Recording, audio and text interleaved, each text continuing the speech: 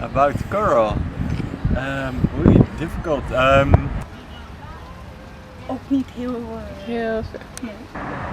Kita comida também para nos piscar, né? Segundo. Basically, wanneer piscana mane go to komen feestje, en to na afvoer uiteindelijk weer sando blanco. Dus het is een site. Die piscana mais grande te komen, piscana chiquita te komen voor de coral. They some corals like provide housing for fish. Well, it's the breeding ground for many fishes, I guess. So Ja, door die structuur também nanta atrair hopi animal. Animal te gusta tem tiki refugio. Ora nanke esconde voor die animalen que comen. E assim het vira cas, no? Dus coral eigenlijk vorma cas para hopi piscar, hopi besta chiquito com cangrejo chiquito, shrimps chiquito. Coral tá piedra que tá viva. Organismo não forma, vira uma piedra tem lama. Entre outro um animal, polip não timbia bona po wak nan zomaar, bota timbia se echt pagatino ribun coral, bota wak algum tentáculo nan sali e essa forma parte do coral.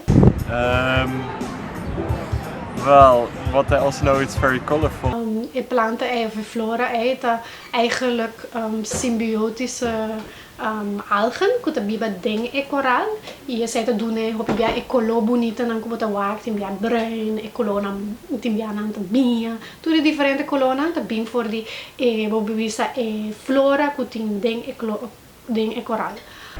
I know it grows very slowly. I guess it grows in specific patches like near the coast, but where it goes up a little bit, like on a reef. Tá protegendo os beach, né? Tá protegendo de stroom duro que tá bem adin. Daarmee vormen parte een structuur. Je zei dat de wagenstructuur maar een piedra nan eigenlijk. Je zei de calciumcarbonaat. Je zei dat dus een kalietje kon de wagen die wat kanto die na Bani Beach nan. Je zei dat eigenlijk boven de structuur nan bio de coral. E me da raia tá bom para realizar também com para via die structuren aqui na protejanos isla também. Dus eigenlijk na da baixa velocidade de coral como se ola nan kuta drenta nos costa nan assim na protejanos costa nan eigenlijk contra erosion. I know that it's one of the, in my words, heart of the island life in terms of what protects it and what is essentially life source. Yeah. Não tem outro ecossistema nang ding nos costa nang que tem tanto estrutura como coral. Dus eigenlijk het echt super importante nos manter nos coral nang para nos para a basis de ecossistema que nós temos ding nos costa. E nos miste cuidar, sem missa.